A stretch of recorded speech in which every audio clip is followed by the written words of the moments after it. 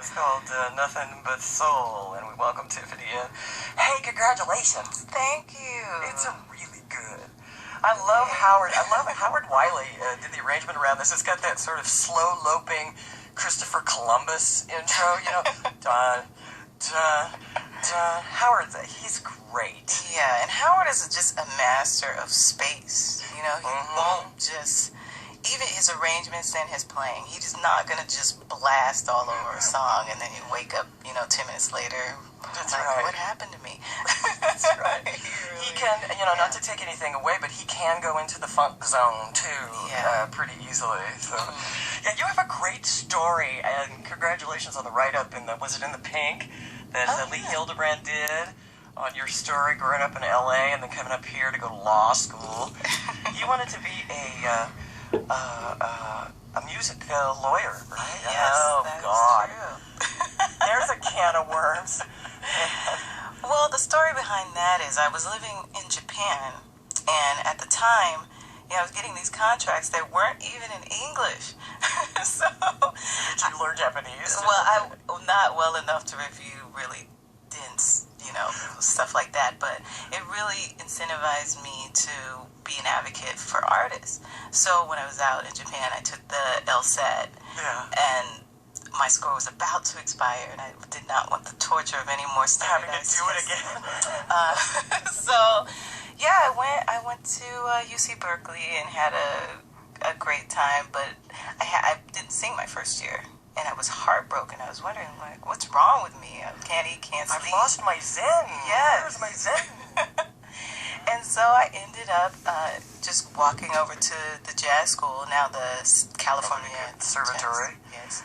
And they heard me and said, okay, well, you can have a full scholarship. And thank goodness they did, because it saved my life. It made me start singing again and getting out and going to sessions. And was this Lori Antonioli over there? And who was it brought you in? It was Susan Muscarella. Yay. Good for you. Great woman. That's funny. Musical family? Actually, neither of my parents, I'm sorry, Mom and Dad, can hold a tune. But my brother is a rapper. So there you go. With the sampling culture. So he had just a lot of amazing records in the house. And one of the first ones that I heard that kind of perked my ears up when I think it was junior high. I snuck into his room because I was that annoying little sister who was rifling through his music. And I found this record, Night in Tunisia.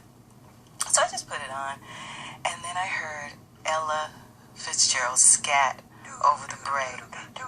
Yes. And I lost my mind. I was like, I don't know what that is. That's crazy. I want to do that. So, and I actually asked him, well, can you make this an instrumental so I can, practice over it?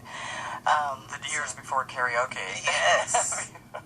Can you fix this for me? Yeah. Oh, that's great. That's a great story. That's a great story. Did you meet Marcus Shelby down there when Marcus was down there?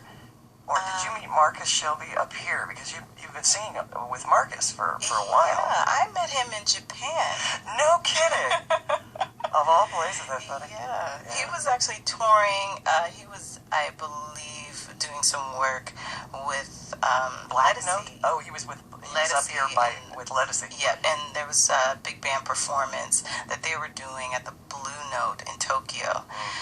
And so I was already into my first year of law school, and I was traveling back to Japan every winter to just make some money and keep my sanity. So, because there's a lot of gigs, and you know what? They pay really well. Oh my gosh! It's crazy. Could you pay for law school? I still shed a tear over the gigs that I'm missing in Tokyo now.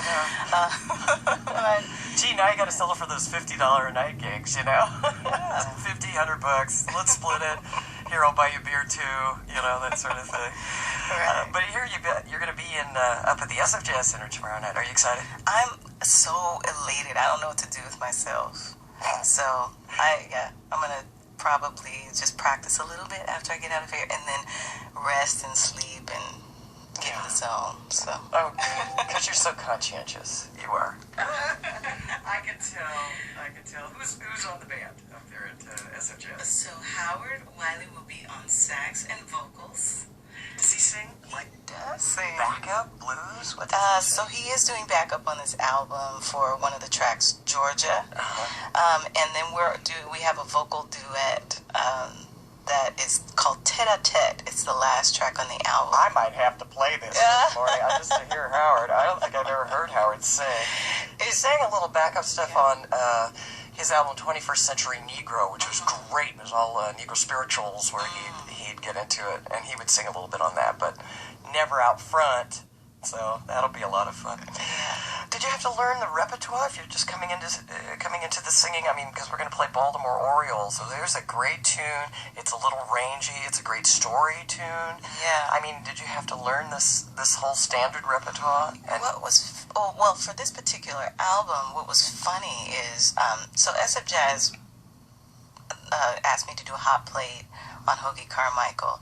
And when I started going through the catalog, I realized I knew a lot of these songs. Already. I just didn't know he had written them. Stardust. I know that tune. And so it was just great to kind of take these gems that are hidden in plain view and just reacquaint myself with them, and also do my own interpretations and arrangements. So we're going to hear Baltimore Oriole. Our guest is Tiffany Austin. Nothing But Soul is the new album. She's up at the SF Jazz Center tomorrow night.